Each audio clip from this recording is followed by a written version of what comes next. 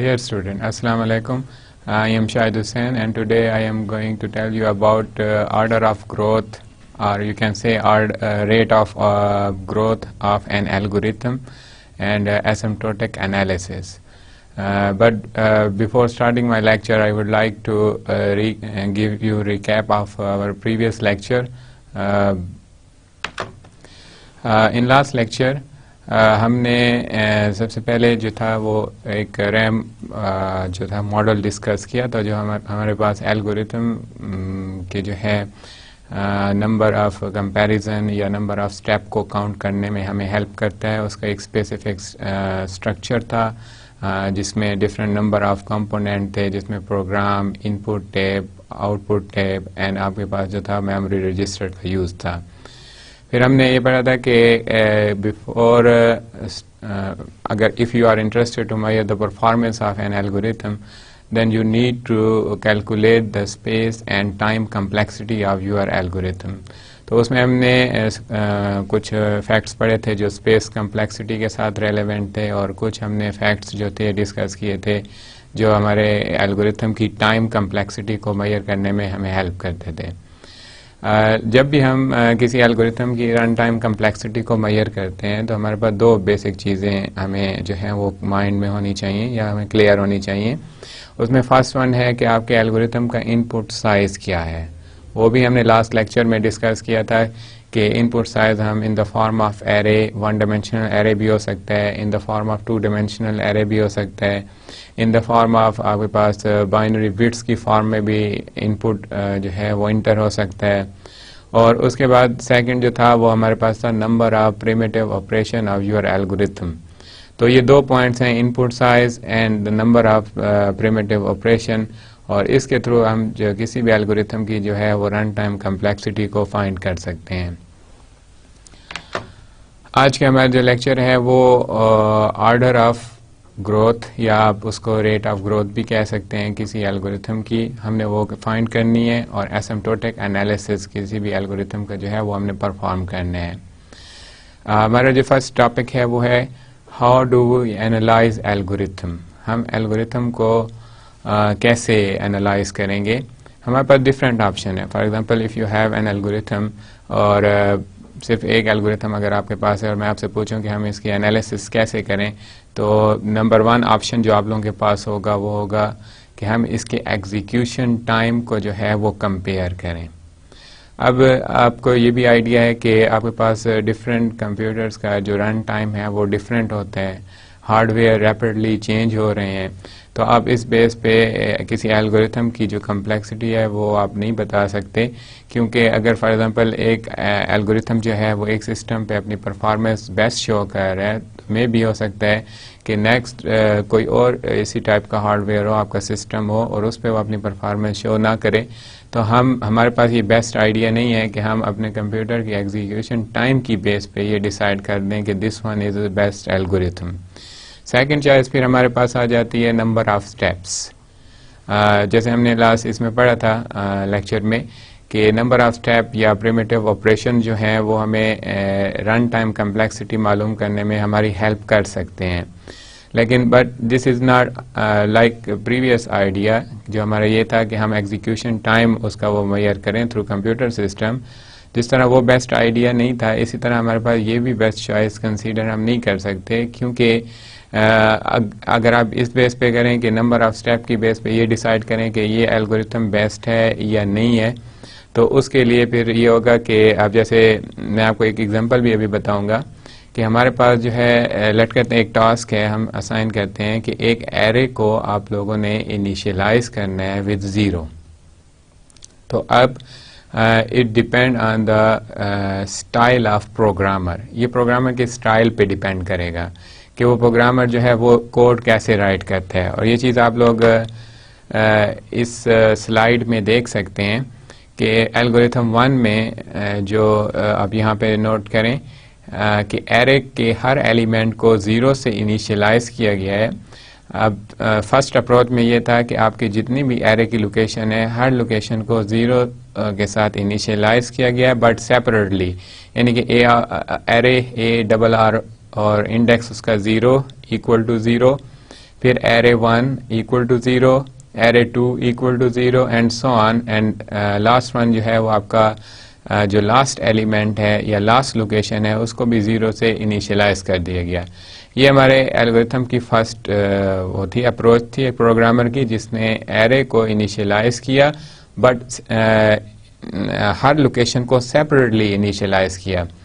अब एक प्रोग्रामर की ये भी अप्रोच हो सकती थी कि अब जैसे आप लोगों को पता है जब आप लोग लैंग्वेज कंप्यूटर सी लैंग्वेज पढ़ रहे होंगे तो उस वक्त आप लोगों को टीचर्स ने जो है इस चीज़ का या बुक्स में आथर ने आपको इस चीज़ के बारे में बताते हैं कि जब भी एरे को रीड करना हो या उसको राइट करना हो या उसके ऊपर कोई भी प्रोसेस परफॉर्म करना हो, then your best choice is to perform a loop. यानी कि आप ये तीनों काम जो है जो एरे के ऊपर आप ऑपरेशन परफॉर्म करना चाहते हो इसको आप लोग जो है लूप के थ्रू परफॉर्म करो। अब दो चॉइसेस हैं और इन दोनों में एल्गोरिथम 1 और सेकंड में अगर आप एल्गोरिथम 1 में काउंट करें तो आपके पास n-1 स्टेप बनते हैं और अगर हम एल्गोरिथम 2 को काउंट करें तो आपके पास 2 स्टेप बनते हैं। अब वो 2 स्टेप आपके पास कौन से हैं? फर्स्ट वन ये आप देख लें, ये आपका स्टेप 1 है और ये आपका स्टेप 2 हो गया। और अगर मैं इसी चीज़ को कंटिन्यू रखूं तो यहाँ पे आप लोगों के पास जो है स्टेप n-1 काउंट हो जाएगा। तो आपको टोटल n-1 तो आप नहीं कह सकते क्योंकि हम 0 से भी वो कर चुके हैं, तो इस चीज़ को आप लोग जो है वो कर दोगे, एक्सक्लूड कर दोगे, तो टोटल आपके पास जो स्टेप बनेंगे वो n स्टेप बने क्योंकि आपके पास n एलिमेंट्स थे। और अगर हम यहाँ पे काउंट करें तो आपका ये फर्स्ट स्टेप हो गया, आपने एक स्टेटमेंट लिखी, और ये आपका सेकंड स्टेप हो गया 2 स्टेप। अब यहाँ पे आपके पास 2 स्टेप हैं, ऑल दो के लूप जो है वो n टाइम परफॉर्म होगी, लेकिन यहाँ पे नंबर ऑफ स्टेटमेंट या आपके पास नंबर ऑफ स्टेप जो है वो हम 2 ही काउंट करेंगे। अब इनमें से कौन सी बेस्ट अप्रोच है, हम इस पे भी हम डिसाइड नहीं कर सकते इस बेस पे भी कि नंबर ऑफ स्टेप अगर कम होंगे तो हम ये कहेंगे कि एल्गोरिथम जो है या सूडो कोड जो है वो आपका बेस्ट है, या आपके पास नंबर ऑफ स्टेप जो है वो ज़्यादा हैं तो उससे क्या ये आपका एल्गोरिथम जो है वो अच्छा नहीं होगा। तो इसलिए आपके पास जो है नंबर ऑफ स्टेप को भी एक बेस्ट आइडिया कंसीडर नहीं किया जा सकता। अब हमारे पास जो है फर्स्ट चॉइस ये थी कि हम एग्जीक्यूशन टाइम के ऊपर वो डिसाइड करें कि this one algorithm is best और नॉट, और सेकंड चॉइस हमारे पास जो थी वो ये थी कि हम नंबर ऑफ स्टेप को कैलकुलेट करके बताएं कि ये एल्गोरिथम जो है वो बेस्ट है या नहीं है। हम इस बेस पे भी हम एनालिसिस नहीं कर सकते या उसकी परफॉर्मेंस को डिस्कस नहीं कर सकते। तो थर्ड और आइडियल चॉइस जो आप लोगों के पास है वो हमने लास्ट लेक्चर में भी डिस्कस किया था कि जब हम ये पढ़ रहे थे कि steps of number of steps to calculate time complexity of an algorithm, उसमें जो पहला स्टेप था वो था इनपुट साइज, दूसरा जो स्टेप था वो था type of operations, third step जो था define a function which comprises on input size, और उससे पहले जो आपके पास था वो था type of complexity. In third one आपके पास था टाइप ऑफ कम्प्लेक्सिटी, एंड 4 में आप लोगों ने फंक्शन डिफाइन करना था on the base of type of complexity and your input size. तो यहाँ पे जो आपके पास एल्गोरिथम को एनालाइज करने के लिए जो थर्ड चॉइस आपके पास यानी आइडियल चॉइस आप यहाँ पे कह सकते हैं वो ये है कि आपने अपने एल्गोरिथम के रनिंग टाइम को इन द फॉर्म ऑफ फंक्शन जो है वो प्रेजेंट करना है, इन the form of function present करना है, और यहाँ पे फंक्शन का नाम दिया गया है एफ ऑफ एन। आप यहाँ पे देख सकते हैं this one F of N. अब ये एन जो है ये आपका क्या शो करेगा, ये आपको शो करेगा इनपुट साइज, यानी कि आपके फंक्शन का जो इनपुट साइज है ये उसको प्रेजेंट करेगा। अब इसमें हमें क्या करना है, फॉर एग्जांपल अगर हमने एक एल्गोरिथम का फंक्शन डिफाइन कर लिया, लेट करते हैं एफ ऑफ एन है, इसी तरह हम एक दूसरी अप्रोच के मुताबिक दूसरा एल्गोरिथम उसी प्रॉब्लम को सॉल्व करने के लिए बनाते हैं, तो हम लेट करते हैं उसके लिए भी एक दूसरा फंक्शन हम डिफाइन कर लेते हैं, लेट करते हैं जी ऑफ एन है। तो फिर जब हम इन दोनों फंक्शन को कंपेयर करेंगे यानी कि इसके रन टाइम को, अब जैसे आप लोग यहाँ पे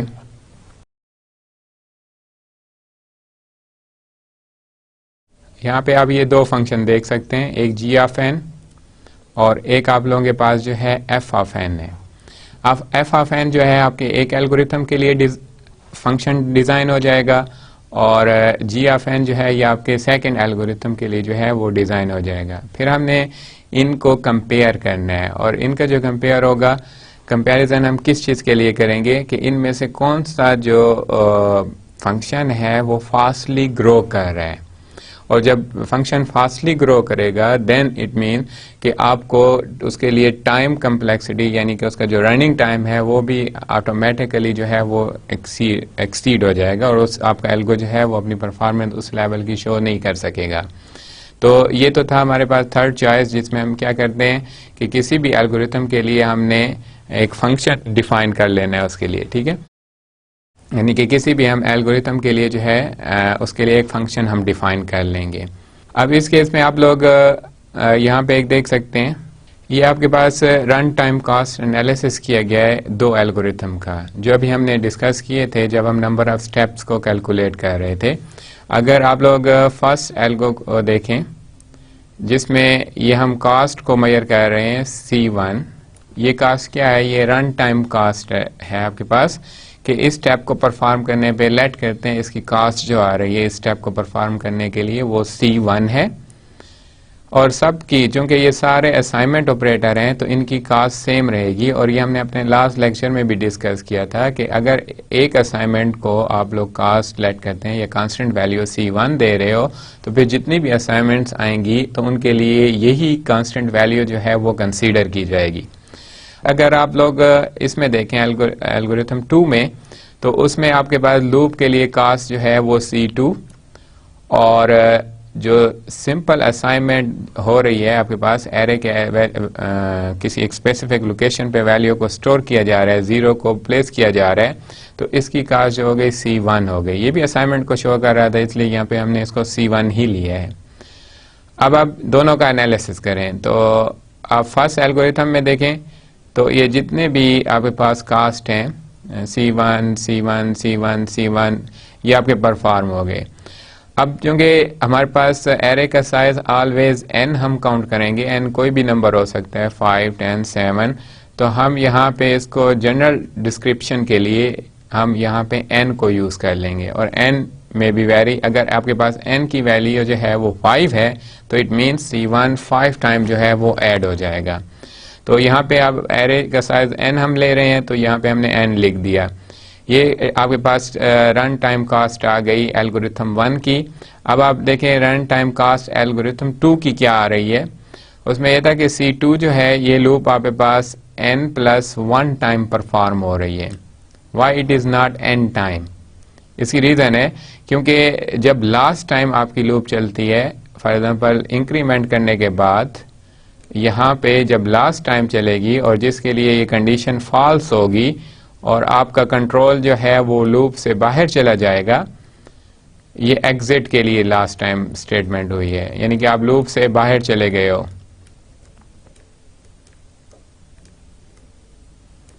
ये एग्जिट के लिए, तो इसलिए हम इसको n+1 टाइम लूप को, तो इसकी टोटल कास्ट हो गई n+1 into C2।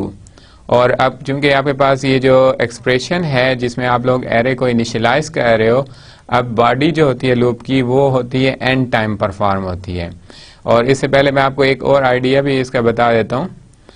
For example अगर आपके पास n की वैल्यू है 10 या आप 5 ले लें, ठीक है, तो आपके पास किसी भी लूप का जो इनिशियलाइज पार्ट होता है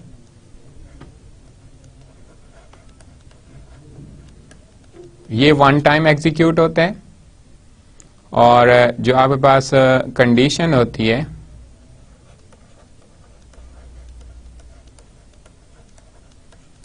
ये n+1 टाइम एग्जीक्यूट होती है और आपके पास जो इंक्रीमेंट और डिक्रीमेंट पार्ट होता है ये आपके पास n टाइम एग्जीक्यूट होता है और जो आपके पास बॉडी है लूप की वो आपके पास n टाइम एग्जीक्यूट होती है। तो ये कुछ फैक्ट्स हैं अबाउट लूप की एग्जीक्यूशन के, यानी कि अगर आपकी लूप 5 टाइम चल रही है तो इनिशियलाइज पार्ट जो होगा लूप का वो हमेशा 1 टाइम होगा, उसके बाद जो कंडीशन पार्ट होगा वो हमेशा n+1 टाइम आप काउंट करोगे। उसकी रीज़न मैंने अभी आपको बताई थी कि जब आपकी लूप एंड होने लगती है और लास्ट टाइम जब उसकी कंडीशन चेक होती है और वो कंडीशन फॉल्स हो जाती है और आपका कंट्रोल बॉडी ऑफ लूप की बजाय लूप से बाहर चला जाता है तो वो 1 भी हमने ऐड करना होगा। तो इसलिए जो आपके पास कंडीशन पार्ट होगा या कंडीशन सेक्शन जो होगा आपकी लूप का वो n+1 टाइम परफॉर्म होगा। उसके बाद जो आपके पास थर्ड पार्ट जो होता है लूप का, जो आप लोग यहाँ पे देख सकते हैं i++ इंक्रीमेंट और डिक्रीमेंट पार्ट, ये पार्ट n टाइम चलेगा। और ये जो बॉडी ऑफ लूप है, ये जिसको मैं अभी ये वो कर रहा हूँ, पॉइंट आउट कर रहा हूँ, ये भी आपके पास जो है n टाइम चलेगी। तो अगर आप लोग यहाँ पे आ जाएं, बॉडी ऑफ लूप जो है n टाइम आ रही है और उसकी कास्ट जो है C1 है, तो आपके पास ये टोटल कास्ट जो है वो आ जाएगी C2 plus C1 into n और प्लस C2 आ जाएगा। तो इसको जब आप एवेलुएट करेंगे तो आपको ये कास्ट जो है वो आपको व्यू हो जाएगी। अब ये था रन टाइम कास्ट कि हमारे पास देखें, अगर हमारे पास 3 ऑप्शन थे। पहले कि हम एग्जीक्यूशन टाइम की बेस पे डिसाइड करेंगे कौन सा एल्गो बेस्ट है, वो हम नहीं कर सकते क्योंकि हमारे पास available computer with different speed के साथ हैं और डिफरेंट उनके अपने जो आप समझ लें सिस्टम रिक्वायरमेंट या जो भी हैं उनकी बेस पे हम ये डिसाइड नहीं कर सकते कि हम इन एल्गो को एग्जीक्यूट करके हम इनकी जो परफॉर्मेंस है या उनकी जो ऑप्टिमैलिटी है वो हम चेक करें, वो हम नहीं कर सकते। सेकंड चॉइस थी कि हम लोग जो है नंबर ऑफ स्टेप्स को काउंट करें। तो नंबर ऑफ स्टेप्स को हम काउंट करें तो फिर ये डिपेंड करता है आपके प्रोग्रामर के स्टाइल पे कि वो कैसे अपना कोड राइट करता है। बास प्रोग्रामर होते हैं जो इटरेटिव अप्रोच की बजाय रिकर्सिव अप्रोच को फॉलो करते हैं। बास प्रोग्रामर जो है, अब जैसे यहाँ पे हमने 2 एल्गोरिथम जो यूज़ किए हैं उसमें यह था कि पहले एल्गोरिथम में हर एरे के हर एलिमेंट को स्टेप बाय स्टेप इनिशियलाइज दिया गया और दूसरे एल्गोरिथम में एक लूप परफॉर्म की गई और उसके थ्रू एरे को जो है वो इनिशियलाइज कर दिया गया। तो ये 2 डिफरेंट अप्रोचेस थी। तो हम इस बेस पे भी नहीं कह सकते कि नंबर ऑफ स्टेप की बेस पे हम डिसाइड करें, तो हमें क्या करना पड़ता है, उसके लिए एक फंक्शन डिफाइन करना पड़ता है। एल्गोरिथम के लिए एक फंक्शन डिफाइन करना पड़ता है in term of n, and what is n? n will represent the input size for your algorithm. Clear? तो अब यहाँ पे जब हमारे पास ये जनरल वो बन जाए इक्वेशन जिस एल्गोरिथम की, तो ये हमारे पास होगा f ऑफ n। अब इसके अलावा फिर आप लोग, अब हमारे पास एक थर्ड एल्गोरिथम है। अब इस थर्ड एल्गोरिथम में क्या किया जा रहा है, एक नेस्टेड लूप चलाई जा रही है। अब सबसे पहले आप लोग देख सकते हैं यहाँ पे ये जो आपके पास स्टेटमेंट है सम इक्वल टू 0, इसकी कास्ट जो है फिक्स कर दी गई है C1 क्योंकि असाइनमेंट हो रही है। ये लूप के लिए कास्ट है C2। अब चूंकि ये भी लूप है, सेकंड भी लूप है, इनर लूप है, तो हम इसकी कास्ट भी C2। और यहाँ पे 2 काम हो रहे हैं, वैसे तो 3 काम हो रहे हैं। नंबर 1, एरे के सबस्क्रिप्ट के थ्रू एलिमेंट को रीड किया जा रहा है। सेकंड, फिर ऐड किया जा रहा है सम में और फिर असाइन किया जा रहा है। तो ये यूनिक वर्क है, यूनिक स्टेप है, तो हम इसके लिए कास्ट ले रहे हैं C3। क्लियर? अब जब आप इनको इन the form of function present करेंगे तो ये आपके पास कास्ट आ गई आपके असाइनमेंट की C1। उसके बाद जो C2 है आपके पास, ये आपके पास कास्ट है इस फर्स्ट लूप की। तो और फर्स्ट लूप आपके पास n+1 टाइम एग्जीक्यूट हो रही है, जिसको अभी मैंने अंडरलाइन कर दिया है। और इसी तरह जो आपके पास नेस्टेड लूप है, नेस्टेड लूप के लिए फिर आपके पास चूंकि वो भी इनर लूप में काउंट होती है, तो उसके लिए आपके पास n और फिर n+1 को आप लोगों ने मल्टीप्लाई कर देना है। ये उसका आपके पास टोटल नंबर ऑफ एग्जीक्यूशन हो जाएगा, यानी ये उसकी कास्ट कैलकुलेट करने के लिए, यानी कि उसके total number of attrition calculate करने के लिए हमने उनको मल्टीप्लाई कर दिया because it is nested loop. और फाइनली जो C3 कास्ट है आपकी एक्सप्रेशन की, वो आपके पास आ जाएगी इन द फॉर्म ऑफ n² के। तो ये आपके पास फंक्शन को डिफाइन करने के लिए हमने टोटल कम्प्लेक्सिटी जो है, रन टाइम कॉस्ट जो है वो कैलकुलेट की है। ये था हमारे पास थर्ड एल्गोरिथम। उसके बाद हम आ जाते हैं नेक्स्ट टॉपिक पे, वो है एसिम्प्टोटिक एनालिसिस क्या होते हैं। एसिम्प्टोटिक एनालिसिस हम उस वक्त वो करते हैं, यूज करते हैं जब आपके पास एक प्रॉब्लम को 2 एल्गोरिथम के थ्रू सॉल्व करने की ट्राई की गई हो। फॉर एग्जांपल, आपको एक प्रॉब्लम दिया जाता है और आपने उसके लिए 2 एल्गोरिथम डिजाइन किए हैं, या 2 से ज्यादा भी आप लोग कर सकते हो। तो फिर हमने ये कंपेयर करना है कि कौन सा एल्गोरिथम जो है वो बेस्ट है और कौन से क्राइटेरिया में, यानी कि कौन कौन सी वैल्यूज उसके लिए जो हैं जो उसको बेस्ट या उसको उसकी परफॉर्मेंस को हाई करने में हेल्प कर रही हैं। तो आप यहाँ पे देखें, when asymptotic analysis will be perform when you want to compare 2 algorithm with running time of f of n, जिसको ये मैंने अभी सर्कल कर दिया है, यानी कि हमने इनके रनिंग टाइम को देखना है। अगर आप पिछली स्लाइड पे देखें तो हमने 3 एल्गोरिथम को रनिंग टाइम उसका कैलकुलेट किया है। तो उसी रनिंग टाइप जो है, उसका जो रनिंग टाइम है, उसकी बेस पे हमने डिसाइड करेंगे कि इनमें से कौन सा एल्गोरिथम जो है वो बेस्ट है। और वो एल्गोरिथम जो है, how fast each function grow. फिर हमने ये भी देखना है कि फॉर एग्जांपल एक फंक्शन जो है वो फास्टली ग्रो कर रहा है, तो क्या हम इस बेस पे हम ये कह सकते हैं कि ये एल्गोरिथम जो है वो हमारे पास बेस्ट है। ये हमें पता चल जाएगा जब हम फर्दर इसका एनालिसिस करेंगे। उसके बाद हमारे पास है सेकंड एक इम्पॉर्टेंट चीज, यूज रेट ऑफ ग्रोथ। अब रेट ऑफ ग्रोथ हमारे पास क्या है? रेट ऑफ ग्रोथ जो है, हमने ये देखना है कि हमारा फंक्शन जो हमने इन the form of f of n present किया है, वो उसकी वैल्यूज अगर हम पुट करते जाएं, नंबर ऑफ इनपुट उसको देते जाएं, तो उसकी ग्रोथ क्या होगी? लोअर बाउंड की तरफ जाएगी या अपर बाउंड की तरफ जाएगी? और यही चीज हमें एसिम्प्टोटिक एनालिसिस में मिल जाएगी। क्लियर? अब computer function in the limit that is एसिम्प्टोटिकली for large value of n। अब इसमें हमने ये देखना है, ये डिपेंड करता है एल्गोरिथम की टाइप पे कि हम उसके लिए इनपुट साइज क्या डिफाइन करें, और ताकि हम उसकी जो मैक्सिमम परफॉर्मेंस जो है वो मेजर कर सकें। ये फिर हमने लास्ट इसमें डिफरेंट टाइप ऑफ इनपुट को भी डिस्कस किया था कि एरे हम इंटर करें, 10 वैल्यूज इंटर करें, 20 वैल्यूज इंटर करें, और ये फर्दर आपको यहाँ पे भी क्लियर हो जाएंगी आज के लेक्चर में। अब सबसे पहले हमने ये देखा, अभी पिछले स्लाइड पे हमने ये डिस्कस किया कि एसिम्प्टोटिक एनालिसिस जो है, और उसके थ्रू जो हमने फंक्शन डिफाइन किए होते हैं, यानी कि हम जो एल्गोरिथम के लिए पहले फंक्शन डिफाइन कर लेते हैं, फिर हम उसका एसिम्प्टोटिक एनालिसिस करते हैं, तो वो डिपेंड कर रहा होता है आपके पास रेट और ऑर्डर ऑफ ग्रोथ पे। अब ये रेट और ऑर्डर ऑफ ग्रोथ क्या है? फॉर एग्जांपल मैं आपको एक एग्जांपल देता हूँ रियल लाइफ से। अगर आप लोग मार्केट में शॉपिंग के लिए जाते हैं और आप लोग 2 प्रोडक्ट परचेज करते हैं, एक प्रोडक्ट की प्राइस है 5000 और दूसरे प्रोडक्ट की प्राइस है 100। आप जब घर वापस आते हो, आपको पेरेंट्स पूछते हैं कि बेटा या बेटी, आप लोगों ने क्या क्या चीज ली, कितने पैसे लगाए, या कितने पैसों की आप लोगों ने वो प्रोडक्ट लिया? तो आप कहते हो 5000। अब आप लोगों ने ये नहीं कहना कि 5100, या आप लोगों ने 100 को क्यों पॉइंट नहीं किया कि 100 का भी तो हमने प्रोडक्ट लिया है। वो इसलिए कि जब हम ऑर्डर ऑफ ग्रोथ फाइंड करते हैं तो हम अपने मैक्सिमम वैल्यू को रेफर कर रहे होते हैं, पॉइंट आउट कर रहे होते हैं। अब जैसे यहाँ पे अगर आप लोग देखें फर्स्ट इस पे आप लोग यहाँ पे देख सकते हैं कास्ट। ये कास्ट जो है वो अप्रॉक्सीमेट जो है cost of elephant plus cost of gold fish. अब आपको ये पता है कि कॉस्ट ऑफ एलिफेंट जो है वो एक यानी कि बिग अमाउंट होगा, और कॉस्ट ऑफ गोल्ड फिश जो है वो एक लिटिल अमाउंट होगा।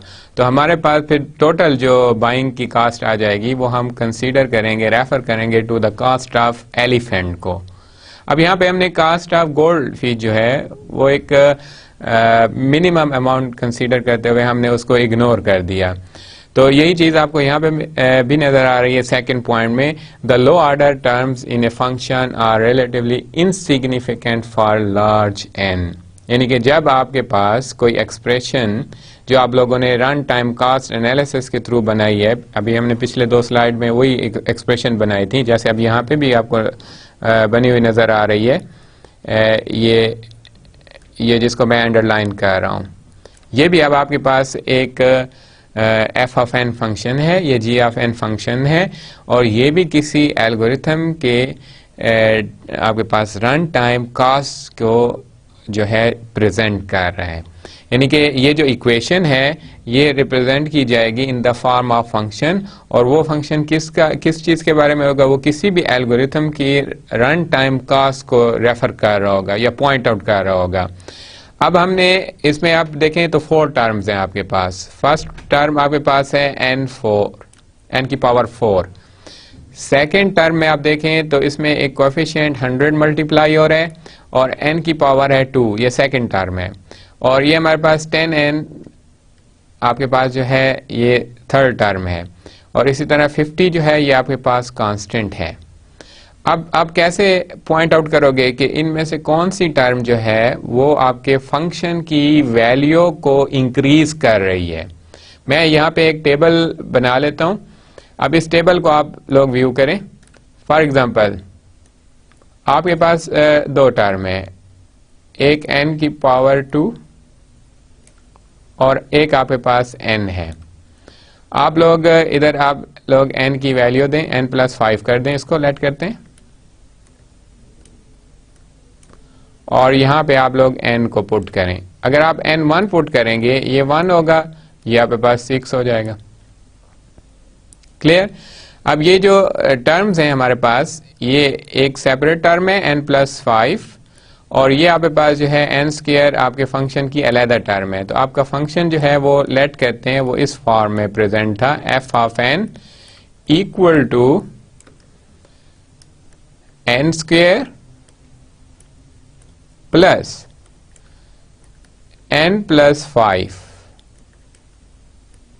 यानी कि यहाँ पे अब हमने 2 टर्म लिए हैं, एक आपके पास n² है और एक n+5 है। तो हमने ये देखना है कि इनमें से कौन सी टर्म है जो आपके फंक्शन की वैल्यूज को यानी कि उसकी ग्रोथ को प्रेजेंट कर रही है। तो अब आप सिंपली इनमें वैल्यू पुट करें 1 2 3 और फिर इनको कैलकुलेट करें। 2⁻² हो तो ये 4 हो जाएगा और ये हो जाएगा 7, और 3⁻³ हो तो ये आपके पास हो जाएगा 9 और ये आपके पास हो जाएगा 8। इसी तरह जब आप 4 पुट करोगे तो ये आपके पास हो जाएगा 16 और दूसरा जो है वो आपके पास हो जाएगा 9। तो अब आप इस टेबल को व्यू करें और आपको ये पता चल जाएगा कि जो n² है ये आपके पास वो आपके फंक्शन की वाहिद टर्म है जो उसकी वैल्यू को इंक्रीज कर रही है। तो इसलिए बाकी जितनी भी टर्म्स हैं आप यहाँ पे देखें, जैसे जिसको मैं टिक मार्क कर रहा हूँ, ये तीनों टर्म जो हैं हम इग्नोर कर लेंगे। यानी कि ये आपके एक्चुअल रिजल्ट पे कोई फर्क नहीं कर रही। जो ग्रोथ है आपके फंक्शन की वो डिपेंड कर रही है आपके पास हाई ऑर्डर टर्म पे, लो ऑर्डर टर्म पे या कांस्टेंट वैल्यू पे डिपेंड नहीं कर रही।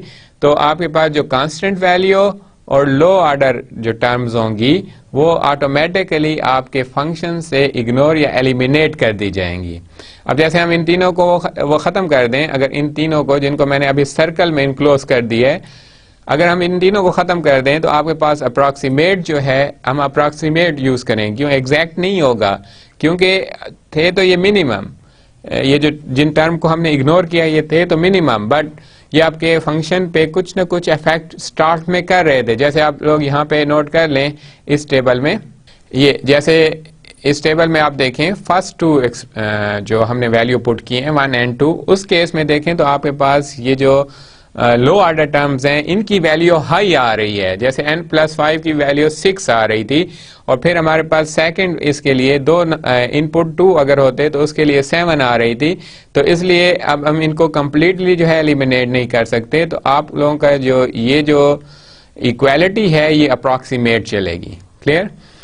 उसके बाद ये है, ये तो था आर्डर ऑफ ग्रोथ कि आर्डर ऑफ ग्रोथ हमने कैसे फाइंड करनी है कि गिवन फंक्शन में से हमने उस टर्म को अलहदा करना है जो आपके फंक्शन की वैल्यू को इंक्रीज करती है, और बाकी जो लो ऑर्डर टर्म्स या कांस्टेंट या कोएफिशिएंट होंगे आपके पास हाई ऑर्डर टर्म के साथ, उनको हमने आपके फंक्शन से जो है वो एलिमिनेट कर देना है। और ये प्रोसेस है आपके पास आर्डर ऑफ ग्रोथ को कैलकुलेट करने का, हम आर्डर ऑफ ग्रोथ जो है वो कैसे फाइंड करेंगे। उसके बाद हम एक सिंपल वही एग्जांपल दूसरी ले रहे हैं। जैसे अभी हमने डिस्कस किया कि आर्डर ऑफ ग्रोथ या रेट ऑफ ग्रोथ जो है वो हम कैसे कैलकुलेट करेंगे। यहाँ पे आप लोग स्क्रीन पे देख सकते हैं एक फंक्शन गिवन है, फंक्शन है 3n⁻² प्लस 5n प्लस 6, ये आपके पास गिवन फंक्शन है। अब ये इक्वेशन क्या शो करेगी, ये इक्वेशन शो करेगी किसी भी एल्गोरिथम की रन टाइम कास्ट को शो करेगी कि वो कितनी आई है। जो अभी हमने पीछे 3 एल्गोरिथम की एग्जांपल सॉल्व की थी तो उसमें भी हमने यही फाइंड किया था कि रन टाइम कास्ट उसकी क्या आ रही है, हमने उसको nth फॉर्म में ले लिया था। तो यहाँ पे आप समझ लें कि ये जो फंक्शन बना हुआ है ये भी किसी एल्गोरिथम के रन टाइम कास्ट को प्रेजेंट कर रहा है। अब इसमें इंपॉर्टेंट पॉइंट जो अभी हमने डिस्कस भी किए थे, अब फर्स्ट इसमें देखें तो फर्स्ट स्टेप में हम इसमें से रिमूव 6 कर लेते हैं, जिसको मैं अंडरलाइन कर रहा हूँ। Why we are removing because it is constant, ये कांस्टेंट वैल्यू है। जब आपके पास नंबर ऑफ इनपुट बढ़ेंगे तो ये जो कांस्टेंट है इनका जो इफेक्ट या आप इम्पैक्ट समझ लें वो बहुत ही, यानी कि आप समझ लें कि मामूली सा इम्पैक्ट होता है आपके फंक्शन की ग्रोथ पे। तो यानी कि इसके ग्रोथ फंक्शन की ग्रोथ मेजर करने में इसका इतना खास रोल नहीं है, ये सिंपल एक कांस्टेंट वैल्यू है तो हम इसको इग्नोर कर देते हैं। सेकंड हमारे पास है कि आपने रिमूव करना है या इग्नोर करना है 5n को, जो आपको गिवन फंक्शन है इसमें से आप 5n को, पहले हमने 6 को रिमूव किया फिर हमने 5n को रिमूव कर दिया। अब ये जो 5n हम रिमूव कर रहे हैं ये किस बेस पे कर रहे हैं, because it is low order term, ये आपके पास लो ऑर्डर टर्म है। और अगर आप इसको कंपेयर करें, जैसे मैंने पिछली स्लाइड पे एक टेबल बनाया था n² और दूसरा जो हमने टर्म ली थी n+5 ली थी, तो उसमें हमने देखा था कि जो n+5 हम टर्म ले रहे थे वो 2 वैल्यू के बाद, नंबर ऑफ 2 वैल्यू के बाद उसकी ग्रोथ है वो स्लो हो जाती है और जो आपके पास n² की ग्रोथ है वो ज्यादा हो जाती थी। तो इसलिए हमारे पास जो है लो ऑर्डर टर्म को भी हम यहाँ पे अपने फंक्शन में हम उसको इग्नोर करेंगे। तो इनका कोई रोल नहीं है कि आपके रन टाइम कास्ट को जो है उसके ऊपर ज्यादा इम्पैक्ट कर सके या उस पर अफेक्टेड हो। उसके बाद फाइनली आप लोगों ने रिमूव कोएफिशिएंट, अब यहाँ पे आप देखें जिसको ये 3 को मैं सर्कल में ले आया हूँ 3 को, तो आप लोगों ने इस 3 को रिमूव करना है यहाँ से। क्यों रिमूव करना है, बिकॉज कोएफिशिएंट जो है जब आप ऑर्डर ऑफ ग्रोथ फाइंड करेंगे तो उसमें आप कोएफिशिएंट को भी इग्नोर करेंगे। तो सिंपली आपके पास इसकी जो ग्रोइंग टर्म आ जाएगी इस फंक्शन की, ऑर्डर ऑफ ग्रोथ जो होगा वो आपके पास हो जाएगा n²। अब हमने इसमें 3 चीजों को इग्नोर किया, कांस्टेंट 6 को, क्यों, क्योंकि कांस्टेंट तो इतना ज्यादा इम्पैक्ट नहीं करता आपके एनालिसिस के ऊपर, उसकी ग्रोथ के ऊपर, आपके एल्गोरिथम की ग्रोथ के ऊपर कांस्टेंट का कोई इम्पैक्ट नहीं है। और सिमिलरली आपके पास जो लो ऑर्डर टर्म्स होती हैं वो भी इतना इन्फ्लुएंस उस रेशियो पे इन्फ्लुएंस नहीं करती जिस तरह आपके पास हाई ऑर्डर टर्म करती हैं, तो हम इसलिए लो ऑर्डर टर्म को भी इग्नोर कर देते हैं।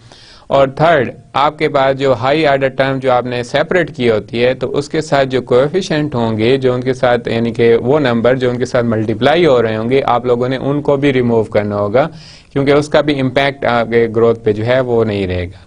तो सिंपली जब आप ऑर्डर ऑफ ग्रोथ फाइंड करेंगे तो 3 चीजों को आपको इग्नोर करना पड़ेगा, constant, low order term and coefficient which are used with high order term. जैसे यहाँ पे हाई ऑर्डर टर्म जो है वो n² थी और उसके साथ जो आपके पास कोएफिशिएंट यूज किया जा रहा था वो 3 था, उसको हमने इग्नोर कर दिया। ओके, अब हम ये देखते हैं कि एसिम्प्टोटिक एनालिसिस और रेट ऑफ ग्रोथ के दरमियान क्या रिलेशनशिप है। यानी कि अब सिंपली पहले अगर आप ये फर्स्ट बुलेट पढ़ें, फर्स्ट बुलेट को आप रीड करें, using rate of growth as a measure to compare different function implies comparing them asymptotically. Clear?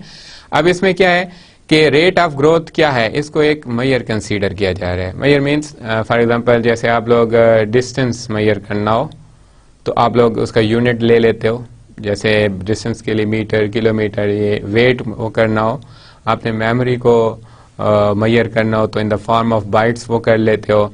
तो जब भी आप लोगों ने डिफरेंट फंक्शंस को कंपेयर करना होगा तो उसके लिए जो आप मेजर लोगे वो आपका होगा रेट ऑफ ग्रोथ। यानी कि अगर लेट करते हैं आपके पास 2 फंक्शंस हैं जिनको आप कंपेयर करते हो, अब एक फंक्शन आपके पास एक एल्गोरिथम के लिए डिजाइन होगा और दूसरा फंक्शन आपके पास दूसरे एल्गोरिथम के लिए डिज़ाइन होगा।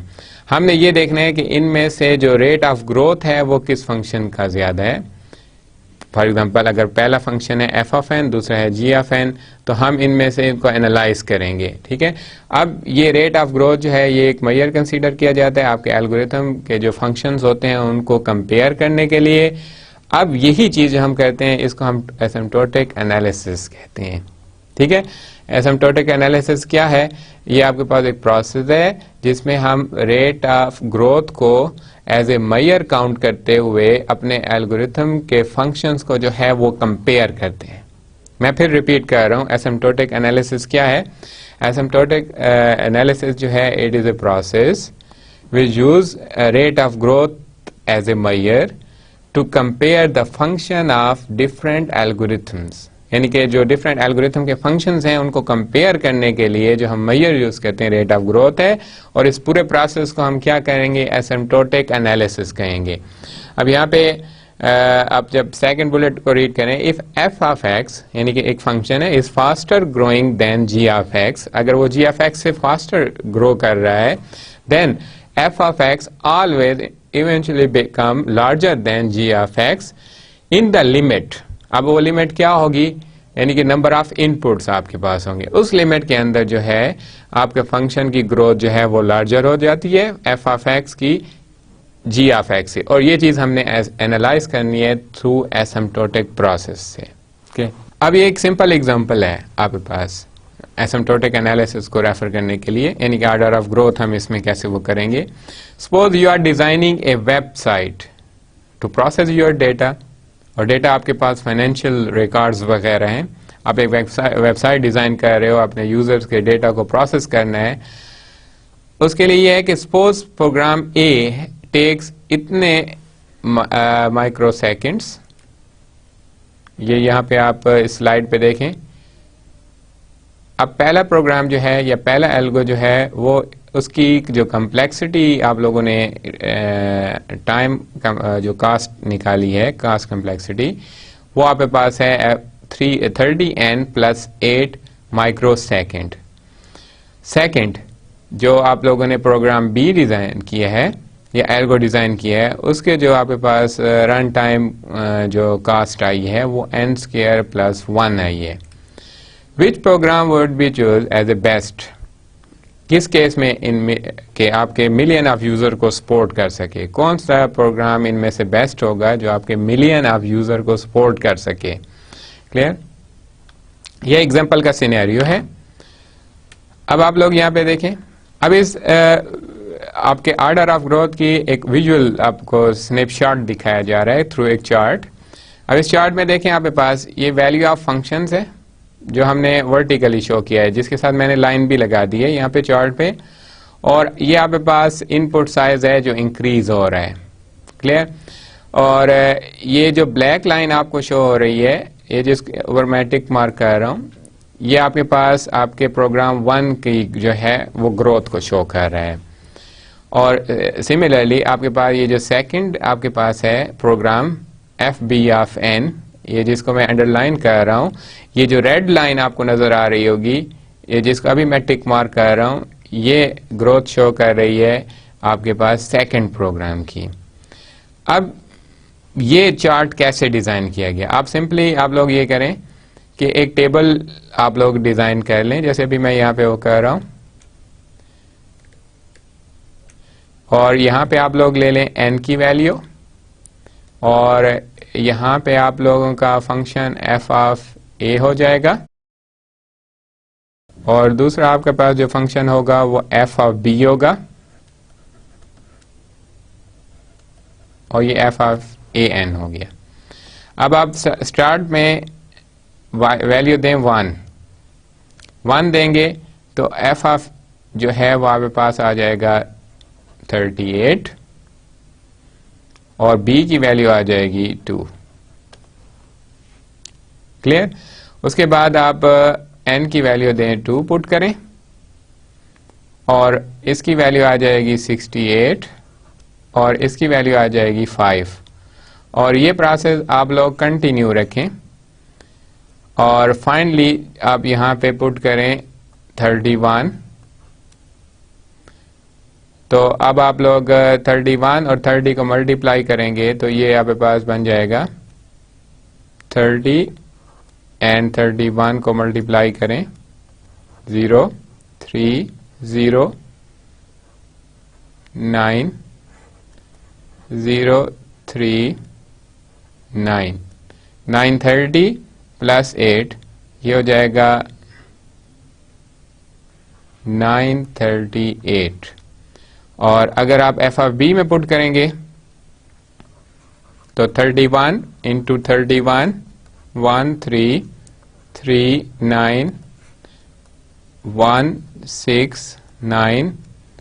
तो इसका रिजल्ट जो होगा वो 961 हो जाएगा। अब आप यहां पे नोट करें, जब तक वैल्यू थी 30, यानी कि अगर हम यहां पे 30 पे भी कैलकुलेट करें तो आपको जो एफ ऑफ ए की वैल्यू है वो ज्यादा मिलेगी, लेकिन उसकी एफ ऑफ बी की वैल्यू आपको ज्यादा नहीं मिलेगी। लेकिन जैसे ही आप लोगों ने एन की वैल्यू 31 पुट की तो आप देखें इस फंक्शन की जो ग्रोथ है वो हाई होना शुरू हो गई है। इस फंक्शन की ग्रोथ जो है वो हाई होना शुरू हो गई है। तो आप लोगों ने एक्चुअली वो पॉइंट ढूंढना है जिसके ऊपर फंक्शन की ग्रोथ जो है वो इंक्रीज, यानी कि फंक्शन की वैल्यू जो है वो इंक्रीज होना शुरू हो जाती है, और वही पार्ट, वही जो आप एन की वैल्यू लोगे वो आपका वही पॉइंट होगा जहां पे दोनों फंक्शन जो चार्ट में शो किया गया, यानी कि ये जो रेड लाइन है ये क्रॉस कर रही है ब्लैक लाइन को, कौन सी वैल्यू के लिए वो करेगी, 31 और या 31 से ज्यादा को। ठीक हो गया। तो ये हमारे पास जो था इसके एक यानी कि ग्रोथ दो फंक्शन की, कि हम उसकी ग्रोथ को कैसे कंपेयर करेंगे। आप उसके लिए टेबुलर फॉर्म भी यूज कर सकते हैं जैसे ये है, और फिर उसको आप चार्ट के थ्रू जो है वो ड्रा भी कर सकते हैं। जैसे यहाँ पे अगर आप इसके वो पढ़ें, on a graph as you go to right a faster growing function it will become larger. ये फास्टर गोइंग ये था रेड, ये फास्टर वो हो रहा है, अचानक इसका साइज जो है वो इंक्रीज होना जो है वो स्टार्ट हो गया। क्लियर, इनपुट की वजह से। अब अगर मैं इनपुट 31 की बजाय और ज्यादा दूंगा तो आपको इजीली इनके दरमियान, दोनों फंक्शन की जो वैल्यू के दरमियान डिफरेंस है वो हाईलाइट हो जाएगा। अगर मैं मैक्सिमम वैल्यू लूं, मतलब मैं अगर यहाँ पे अब 90 की तरफ चला जाता हूं तो आप 90 की वैल्यू कैलकुलेट करें, फिर आप लोग इसको 200 पे कैलकुलेट करके देखें। तो जब आप इसको कैलकुलेटर से इसको सॉल्व करेंगे तो आपको इन दोनों फंक्शन की जो वैल्यूज हैं उनमें आपको डिफरेंस का जो है वो पता चल जाएगा। तो ये एक प्रोसेस है कि अगर आप दो फंक्शन को कंपेयर कर रहे हैं, उनके दरमियान आप लोगों ने एक चार्ट ड्रा करना हो कि इसकी ऑर्डर ऑफ ग्रोथ कैसे वो हो रही है इन दोनों फंक्शन का। तो आपके पास जो इसके लिए सिंपल वे है, आप एक टेबल ड्रा करें जो यहाँ पे मैंने ड्रा किया है, और nth वैल्यू यूज करें। अभी तो ये स्टार्ट में मैंने आप लोगों को 1 से लेकर 30 तक प्रोसेस रिपीट कराया है, लेकिन आप लोगों की प्रैक्टिस इस तरह होनी चाहिए कि जैसे आप लोग देखें इस फंक्शन की जो हाई टर्म है, हाई ऑर्डर टर्म है इस फंक्शन की, वो ये है 30n, और इसके जो टर्म है वो है n स्क्वायर। अब इसका जो कोएफिशिएंट है वो है 30, तो इसका कोएफिशिएंट जो है वो आपके पास 1 है। तो आप लोग इन कोएफिशिएंट के दरमियान जो डिफरेंस है आप लोग वहां से इनपुट, उससे आगे से इनपुट लेना शुरू कर दें। अब जैसे इधर 30 इनके दरमियान डिफरेंस है, आप 31 से इनपुट देना शुरू कर दें।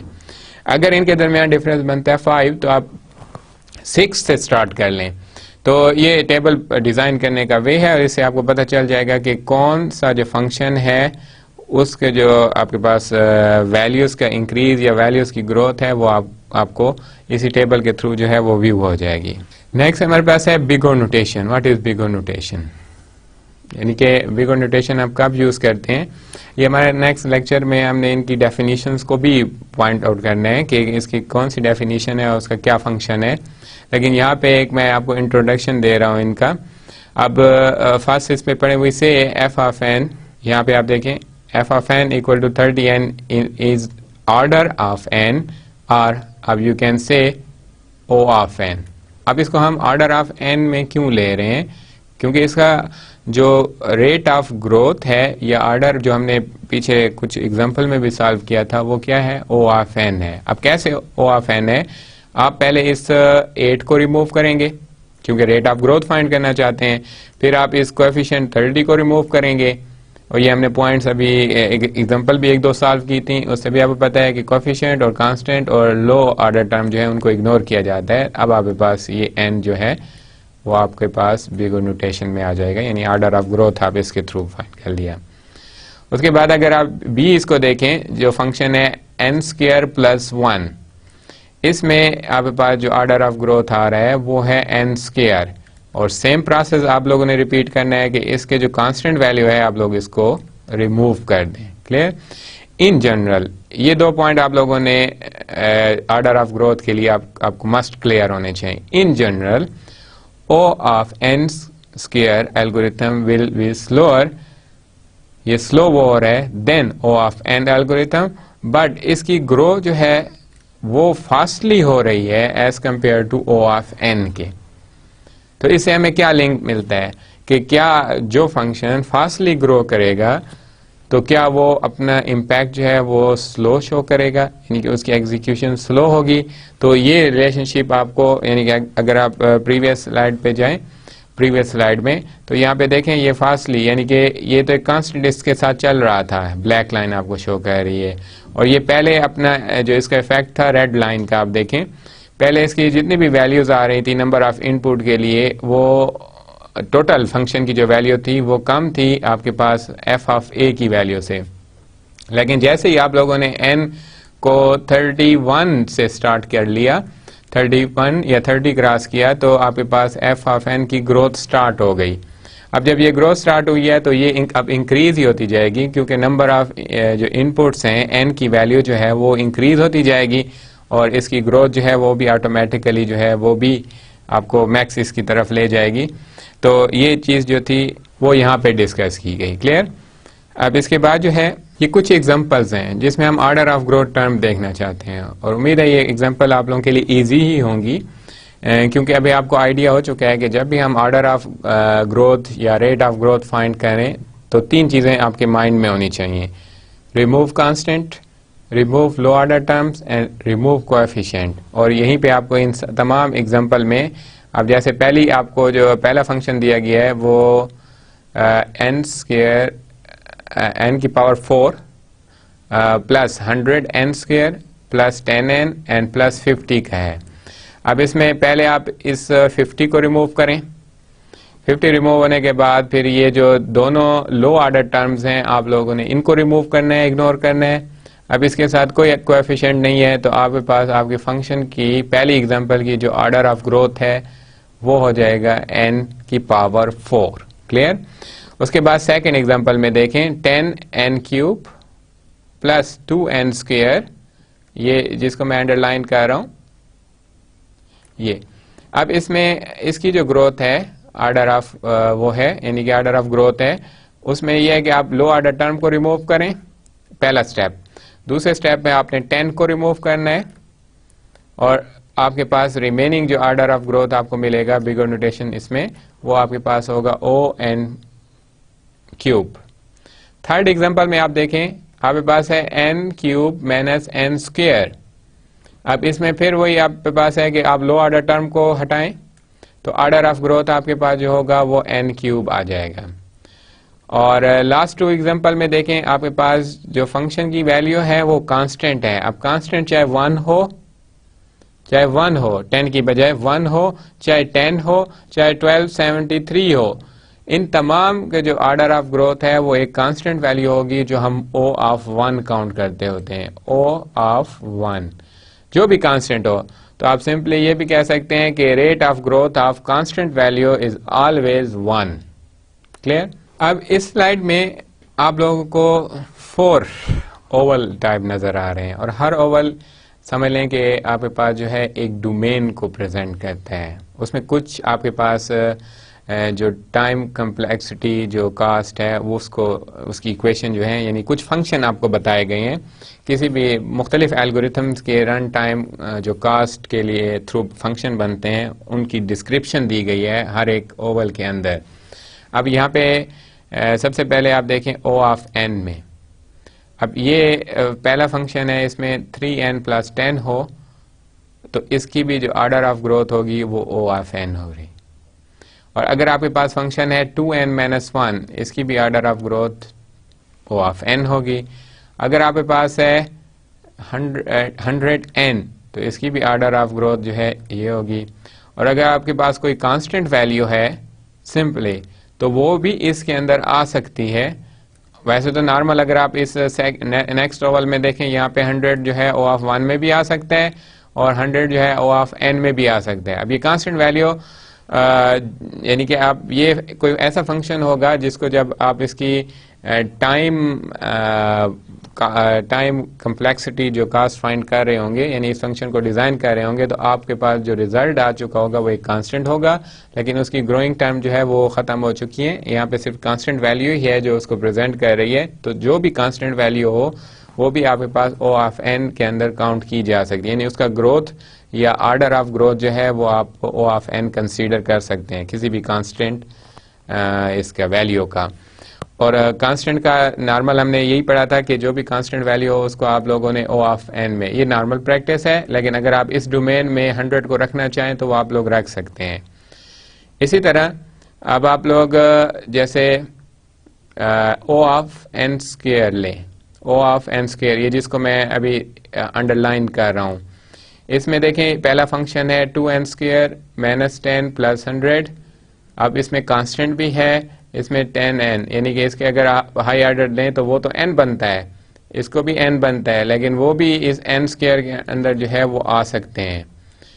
यानी कि अगर एक फंक्शन के अंदर पहले से ही लो ऑर्डर टर्म जो है वो उस फंक्शन के लिए तो हाई ऑर्डर टर्म होगी, लेकिन जिस डोमेन में हम मेंशन कर रहे हैं उसके लिए तो वो लो ऑर्डर कंसीडर की जाएगी। मतलब हमारे पास डोमेन है ON स्क्वायर का, तो अब इस फंक्शन का अगर आप लोग देखें तो इसके जो आपके पास ऑर्डर ऑफ ग्रोथ है वो n है।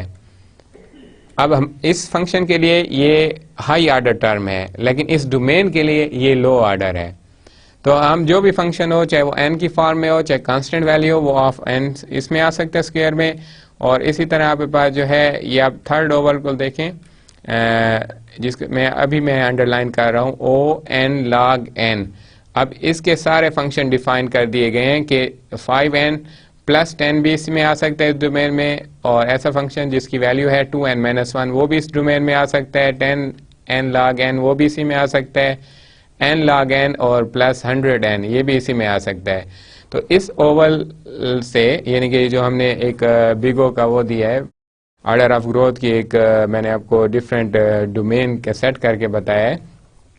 आप अगर इसको हमेशा के लिए, यानी कि इस तरह जब भी आप कोई भी एल्गोरिथम लिखेंगे और इनकी कास्ट इनमें से, यानी कि उसके फंक्शन की वैल्यू इन्हीं में से किसी एक में आ जाती है, तो आप ये बता सकते हैं। अब जैसे 100 है और कोई अगर आपसे पूछे कि फॉर एग्जांपल कि 100 जो है वो इसका ऑर्डर ऑफ ग्रोथ क्या है, ये किसके अंदर, किस डोमेन के अंदर आ सकता है, तो आप कह सकते हो कि ये इसका ऑर्डर ऑफ ग्रोथ कांस्टेंट भी हो सकता है, यानी O ऑफ 1। इसका ऑर्डर ऑफ ग्रोथ जो है O ऑफ n भी हो सकता है। इसका जो ऑर्डर ऑफ ग्रोथ है वो आपके पास O ऑफ n स्क्वायर भी हो सकता है, O of n log n भी हो सकता है, O ऑफ log n भी हो सकता है। तो ये डिफरेंट डोमेन्स हैं। क्लियर? तो इससे आपको कुछ आइडिया हो जाएगा, क्योंकि ऐसे फंक्शंस जिसकी हाई ऑर्डर टर्म भी एक ऐसी है जो एक डोमेन के लिए लो ऑर्डर टर्म बन रही है। जैसे मैंने अभी आपको एग्जांपल दी थी, ये दोबारा मैं आपको सर्कल कर रहा हूँ, ये जो मैंने n लिखा था ये किसके लिए लिखा था, 10n प्लस 5। इस फंक्शन के लिए ये लो ऑर्डर है, लेकिन इस डोमेन के लिए जो है इस फंक्शन के लिए जो है ये हाई ऑर्डर है, और जो इस डोमेन के अंदर है उसके लिए ये लो ऑर्डर कंसीडर की जा रही है। तो ये इसके अंदर एडजस्ट हो सकती है इस डोमेन के अंदर। अब हमने डिफरेंट एल्गोरिथम का जो है वो रन टाइम जो है उसको कंप्यूट करना है। अब वो कैसे हम करेंगे, वही ये कास्ट जो है हमने फंक्शन डिफाइन किया कास्ट एनालिसिस के लिए, कि फॉर एग्जांपल आप फंक्शन डिज़ाइन करना चाहते हैं तो आप you need to define the cost of each step ना, आपको हर स्टेप की कास्ट बतानी है, और वो भी आपकी कांस्टेंट वैल्यू है C1 C2 C3 जो भी आप डिफाइन करते हैं। फिर आप लोगों ने फंक्शन को डिफाइन करना है, और फिर उसके ऊपर आप लोगों ने रेट ऑफ ग्रोथ फाइंड करना है, और रेट ऑफ ग्रोथ में फिर जो मैंने आपको बताया था कांस्टेंट लो ऑर्डर टर्म ये ऑटोमेटिकली रिमूव हो जाती हैं। अब इस स्लाइड में आपको दो एल्गोरिथम व्यू हो रहे हैं, और पहले एल्गोरिथम ये हम पहले सॉल्व कर चुके हैं, यानी पिछले इसमें अब इन तमाम कास्ट को कैलकुलेट करें तो यहाँ पे ये एल्गोरिथम 1 की जो आपके पास फंक्शन की वैल्यू आ रही है वो C1n आ रही है, और इसके लिए जो वैल्यू आ रही है आपके पास वो ये है C2 plus C1 into n और प्लस C2। अब अगर आप इसका रेट ऑफ ग्रोथ फाइंड करेंगे या ऑर्डर ऑफ ग्रोथ फाइंड करेंगे तो आप पहले तो इस कोएफिशिएंट को रिमूव करेंगे, तो इधर से n ऑटोमेटिकली बाहर आ जाएगा, और इधर से आप लोग जो है पहले इसके कोएफिशिएंट को हटा दें जो इसके साथ मल्टीप्लाई हो रहे हैं, और प्लस इसके साथ जो कांस्टेंट है वो उनको भी आप लोग हटा दें। अब जब हम इनको क्रॉस कर लेंगे जिनको मैंने सर्कल किया है तो ऑटोमेटिकली आपके पास ऑर्डर ऑफ ग्रोथ जो है वो फाइंड हो जाएगी। तो ये एक प्रोसेस है कि जो भी एल्गोरिथम आपको गिवन हो आप उसके आप रन टाइम कंप्यूट करें in the form of cost में, जैसे कांस्टेंट वैल्यू आप उसकी कंसीडर करें C1 C2 हर स्टेप की, और फिर उसकी एक जनरल इक्वेशन बनाएं, यानी कि आप फंक्शन डिफाइन करें, और उसके बाद फिर आप लोगों ने ऑर्डर ऑफ ग्रोथ फाइंड करने हैं। क्लियर? तो ये कुछ स्टेप्स हैं, 3 स्टेप हैं। पहले आप सूडो कोड लिखें यानी एल्गोरिथम लिखें, सेकंड में आप लोगों ने उसका रन टाइम कंप्यूट करने के लिए उनको यानी कि कांस्टेंट वैल्यू के थ्रू कास्ट असाइन करें C1 C2 C3, और उसके बाद जो है आप उसकी एक जनरल फंक्शन या जनरल इक्वेशन बनाएं, और जब जनरल इक्वेशन बन जाए तो उसके बाद फिर आप उसका रेट ऑफ ग्रोथ जो है वो फाइंड कर सकते हैं। ये तो मैंने आपको सिंगल फंक्शन का बताया, और जब हम एसिम्प्टोटिक एनालिसिस करेंगे तो उसके लिए कम से कम हमारे पास 2 फंक्शंस जो हैं वो अवेलेबल होने चाहिए, ताकि हम उसका उन दोनों फंक्शंस को कंपेयर कर सकें कि किसकी रेट ऑफ ग्रोथ जो है वो हाई है और किसके जो रेट ऑफ ग्रोथ जो है वो स्लो है। अब एक नेक्स्ट एग्जांपल में नेस्टेड लूप है, ये एग्जांपल भी हम ऑलरेडी सॉल्व कर चुके हैं प्रीवियस स्लाइड में। दोबारा हम इसको रेट ऑफ ग्रोथ के मुताबिक यानी कि इसका रन टाइम कंप्यूट करना चाहते हैं। वही है, प्रोसेस सेम है कि हम इनकी कास्ट जैसे ये असाइनमेंट की कास्ट C1, फर्स्ट लूप की कास्ट C2, सेकंड भी लूप है तो इसकी भी C2, और यहाँ पे पास एरे को सम किया जा रहा है, तो ये एक डिफरेंट असाइनमेंट प्लस एडिशन का काम है, तो इसके लिए इसकी कास्ट जो है वो C3 हो गई। आप लोग इसकी जनरल इक्वेशन बना लें जिसको मैंने ये अभी अंडरलाइन कर दिया है। अब इस जनरल इक्वेशन में जब आप इसका रेट ऑफ ग्रोथ फाइंड करेंगे तो रेट ऑफ ग्रोथ के जो रूल्स हैं आप लोगों ने वही फॉलो करने, remove constant, low order term and coefficient. तो अब इसमें सबसे पहले देखेंगे कि आपके पास कौन कौन से कांस्टेंट हैं, उनको रिमूव कर दें। जैसे ये आपके पास एक कांस्टेंट है, इसको इसमें से हटा दें, ठीक हो गया। उसके बाद आपके पास जो कांस्टेंट है यहाँ पे और कोई नहीं है, ये है कि इसके साथ जो आपके पास ये कोएफिशिएंट है आप इसको हटा देंगे, क्लियर, और इसके कोएफिशिएंट को हटा दें, इसको भी मैं क्रॉस कर रहा हूँ, और आपके पास ये जो कोएफिशिएंट है आप इसको भी हटा देंगे। जब ये कोएफिशिएंट हट जाएं तो अब ये जो n+1 था फर्स्ट टर्म, इसमें से ये इसके साथ कांस्टेंट ऐड हो रहा है, आप लोग इसको भी रिमूव कर दोगे, और इसके बाद जो है यहाँ पे ये भी कांस्टेंट है, आप इसको भी रिमूव कर दोगे, और इनके साथ कोई और कांस्टेंट नहीं है। तो इधर से फर्स्ट टर्म से आपको मिलेगा n, और दूसरे टर्म में आपको मिलेगा n², और तीसरी टर्म से भी आपको जो मिलेगा वो n² होगा, n²। तो जब आप इसको फर्दर एवेल्युएट करोगे तो ये आपके पास हो जाएगा n² 2n² प्लस n। तो फिर आप लोग इसका रेट ऑफ ग्रोथ का रूल अप्लाई करोगे, तो इस लो ऑर्डर टर्म को रिमूव करोगे और प्लस इसके कोएफिशिएंट को भी रिमूव कर दोगे, तो फाइनली आपके पास जो रेट ऑफ ग्रोथ यानी बिगर नोटेशन के मुताबिक जो आपके पास रिजल्ट मिलेगा वो होगा O ऑफ n²। तो ये एक इसका एनालिसिस था, यानी कि हमने इसका रन टाइम जो है आप इसकी कम्प्लेक्सिटी को जो है यानी कि आप कैसे एवेल्युएट करोगे, इसके रेट ऑफ ग्रोथ को आप कैसे डिफाइन करोगे फंक्शन के थ्रू। अब जब भी आप सूडो कोड लिखते हैं तो उसके आपके पास सूडो कोड राइट करने के लिए या किसी लैंग्वेज में प्रोग्राम लिखने के लिए 4 बेसिक कंस्ट्रक्ट्स हैं। जैसे आप लोगों ने जब आप लोगों ने C लैंग्वेज पढ़ी होगी तो आप लोगों को एक डिफरेंस पता चला होगा किस चीज़ का, कि what are procedural and non procedural languages. What is procedural language? Procedural language जो होती है, अगर किसी लैंग्वेज में 3 इंपॉर्टेंट फीचर्स हों, सीक्वेंस, सिलेक्शन एंड रेपिटिशन। मैं रिपीट कर रहा हूँ, सीक्वेंस, सिलेक्शन एंड रेपिटिशन। जिस लैंग्वेज में ये तीनों फीचर्स होंगे वो प्रोसीजरल कहलाएगी, और जिसमें ये तीनों फीचर्स नहीं होंगे वो आपके पास नॉन प्रोसीजरल कहलाएगी। प्रोसीजरल लैंग्वेज तो आपके पास मैनी है, जैसे सी, कोबोल, पास्कल, फोर्ट्रान, जितने भी लैंग्वेजेज है विजुअल, वो भी प्रोसीजरल पैराडाइम्स को फॉलो करते हैं। लेकिन नॉन प्रोसीजरल में आपके पास सबसे कॉमन एग्जांपल जो है वो एसक्यूएल, स्ट्रक्चर क्यूरी लैंग्वेज की है, जिसमें आप ओनली कमांड्स मेंशन करते हो। जब हम बात करते हैं कि जब सूडो कोड लिखते हैं, तो सूडो कोड में हमने इन 4 बेसिक कंस्ट्रक्ट को तो यूज़ करना है, क्योंकि सूडो कोड या एल्गोरिथम लिखने के लिए हमें एक लैंग्वेज, प्रोसीजर लैंग्वेज के कंस्ट्रक्ट को या सिंटैक्स को फॉलो करना पड़ता है।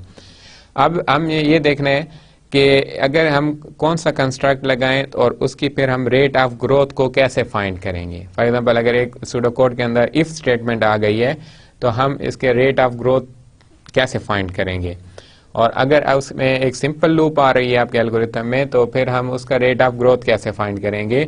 अगर उसमें सिर्फ लाइन है, स्टेटमेंट्स हैं, स्टेटमेंट 1 2 3 यानी सीक्वेंस अप्रोच है, तो फिर हम कैसे इसका जो है रेट ऑफ ग्रोथ फाइंड करेंगे।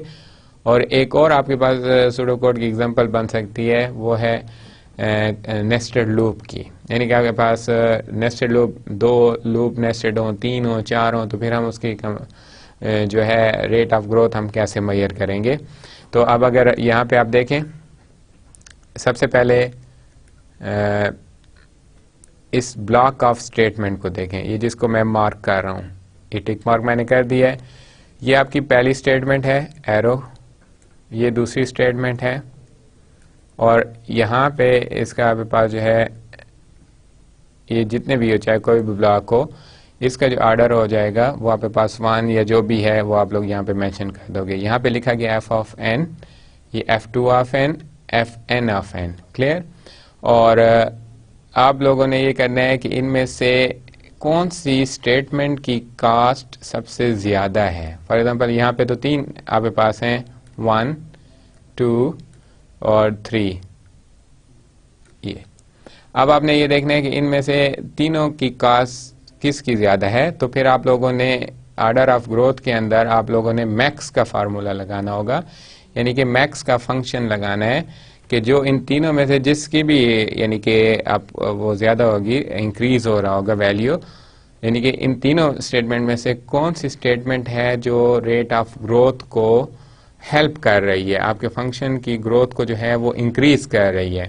और वही आपके जो है क्या होगा, जो फंक्शंस की वैल्यू होगी आपके रेट ऑफ ग्रोथ की, वही जो स्टेटमेंट है वो उसका एक पार्ट बन जाएगी। अब जैसे फॉर एग्जांपल यहाँ पे आपके पास मैक्स है, आप लोगों ने लगाया, पहली वैल्यू आपके पास स्टेटमेंट पे आ गई n, दूसरी n प्लस 5, और तीसरी जो है वो आ गई 5। तो अब आप लोगों ने इसमें से n प्लस 5 को सेपरेट कर लेना है। अब ये 3 स्टेटमेंट थी, हर एक अपने हमने वो किया, काउंट किया कि इसकी क्या कम्प्लेक्सिटी वो है, यानी इस पे कितना हमारा रन टाइम कॉस्ट कौन सी इसको वैल्यू दें, C1 C2, इसके थ्रू हमने एवेलुएट करके इनकी वैल्यूज़ निकाली, n प्लस 5 और 5। तो इनमें से जो आपके पास हाई वो होगी टर्म, उसको हम बाहर निकाल देंगे, और वही आपके जो है जो फंक्शन आप एल्गोरिथम के लिए लिखा था उसकी हाई ऑर्डर टर्म में काउंट होगी, और उसका वही रेट ऑफ ग्रोथ होगा जो अभी यहाँ पे आपको, अभी यहाँ पे देख लें इस सीक्वेंस के लिए जो आपका रेट ऑफ ग्रोथ है वो n प्लस 5 काउंट किया जा रहा है। उसके बाद है इफ स्टेटमेंट। इफ स्टेटमेंट का ये फ्लो शो कर दिया गया है, यानी कि यहाँ पे शो तो चारों कंस्ट्रक्ट्स को जो है फ्लो चार्ट के थ्रू प्रेजेंट किया गया है। अब आपको पता है कि इफ स्टेटमेंट में कंडीशन या तो ट्रू होती है या फॉल्स होती है। अब ट्रू होगी तो आपको एक ब्लॉक को रन करना पड़ेगा, और फॉल्स होगी तो आपको दूसरे ब्लॉक में रन करना पड़ेगा। तो अब ऐसे एल्गो की या ऐसे सूडो कोड की जब आप फंक्शन डिफाइन करेंगे टाइम उसके कम्प्लेक्सिटी का, तो उसमें रेट ऑफ ग्रोथ का कौन सा पॉइंट बनेगा, तो वो होगा फिर आपको दोबारा जो है मैक्स लगाना पड़ेगा, मैक्स। और ये हम फर्दर हम एग्जांपल में भी देख लेंगे। फॉर एग्जांपल अगर कंडीशन के ट्रू होने पर आपके पास यहाँ पे कोई लूप चल रही है और कंडीशन के फॉल्स होने पर आपके पास सिंगल स्टेटमेंट है, वन स्टेटमेंट है, और वो भी असाइनमेंट की, वन स्टेटमेंट है वो भी असाइनमेंट की, तो फिर क्या होगा, अब लूप जो है ये आपका जो है रेट ऑफ ग्रोथ को रेफर होगा, यानी कि ये पॉइंट करेगी। तो अब आपके इस ओवरऑल सूडो कोड जिसमें इफ स्टेटमेंट है, तो हमने ये देखना है कि कौन से पाथ पे टाइम या कौन सा पाथ जो है वो आपके फंक्शन की ग्रोथ को जो है हेल्प कर रहा है, उसकी यानी कि वैल्यू को इंक्रीज करने में हेल्प कर रहा है। तो वही हमारे पास जो है फंक्शन की हाई ऑर्डर टर्म जो है वो काउंट की जाएगी। ये तो था इफ स्टेटमेंट में, यानी कि इफ स्टेटमेंट में हमने पाथ को देखना है कि ट्रू होने पर क्या हमारे पास रेट ऑफ ग्रोथ चलेगा और फॉल्स होने पर कौन सा चलेगा। तो जो मैक्स होगा वही हमारे उस इफ स्टेटमेंट का जो है वो रिजल्ट होगा रेट ऑफ ग्रोथ के बारे में। उसके बाद है कि अगर आप लोग सिंपल लूप चलाते हैं, तो लूप के लिए आप जो रेट ऑफ वो चलेगा, यहाँ पे आप लोग देख सकते हैं ये है O into G of N into F of N. इसमें जो जी ऑफ एन है, यहाँ पे आप पॉइंट नोट करें, ये जिसको मैं सर्कल कर रहा हूँ, ये वो टाइम है जो आपके सूडो कोड में लूप की बॉडी के बाहर जितने भी स्टेटमेंट्स हैं या उनकी एग्जीक्यूशन है, ये आपको वो टाइम बता रहा है।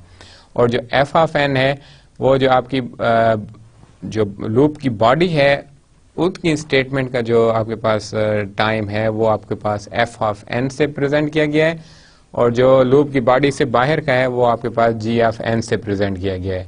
तो हमने दोनों को क्या करना है, इनको मल्टीप्लाई कर देना है। ये हम पढ़ेंगे आगे ऑर्डर ऑफ ग्रोथ में, ये जो डिफरेंस वो होते हैं ना फंक्शंस की मल्टीप्लिकेशन पे क्या फ़र्क पड़ेगा, ये हमें अगली दो स्लाइड में एग्जांपल में भी शो हो जाएगा कि जब दो फंक्शन को मल्टीप्लाई कर दिया जाता है तो फिर रेट ऑफ ग्रोथ हम कैसे पॉइंट करते हैं। तो सेम केस आपके पास जो है वो फॉर लूप का भी है। अगर वाइल है तो दोनों हमारे पास लूप, तो दोनों के जो रेट ऑफ ग्रोथ की वैल्यू होगी वो आपके पास जो है वो सेम रहेगी। जैसे यहाँ पे ये देखें, यहाँ पे पास ये जो मैंने अभी सर्कल कर रहा हूँ, ये आपके पास फॉर लूप की वो है। इसमें भी वही केस है कि जी ऑफ एन जो है वो आपके पास सराउंड जो आपके पास अराउंड में लूप के सराउंडिंग में जितने भी स्टेटमेंट एग्जीक्यूट हो रहे हैं उनके टाइम को प्रेजेंट कर रहा है, और एफ ऑफ एन जो है वो लूप की बॉडी के अंदर का जो टाइम है वो उसको रेफर कर रहा है।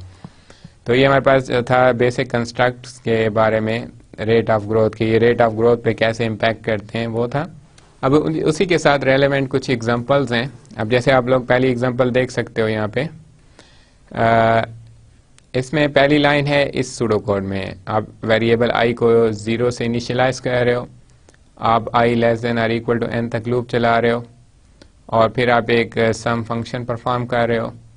और यहाँ पे इम्पॉर्टेंट थिंग कि आप लोग इस लूप के अंदर एक फंक्शन को बार बार कॉल कर रहे हो, मिस्ट्री के नाम, फंक्शन का नाम मिस्ट्री, और वेरिएबल एक्स उसको पास कर रहे हो। तो ये आपका हो गया कॉलिंग पॉइंट, आपके एक मेथड का कॉलिंग पॉइंट है, यानी कि एक सब एल्गोरिथम जो है वो कॉल किया जा रहा है।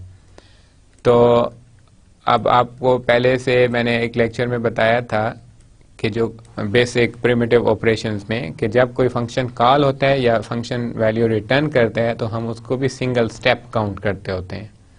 ये हमारा ये लास्ट लेक्चर गुजरा है, उसमें हमने प्रिमिटिव ऑपरेशन के ऊपर जो डिस्कशन की थी उसमें मैंने आप लोगों को ये बताया था। तो अब यहाँ पे जब हम इनके सेपरेट कास्ट वो करें कि क्या होने चाहिए, तो ये सिंपल आपके पास एक लाइन है, इसकी कास्ट हम 1 स्टेप है तो हम 1 लेंगे।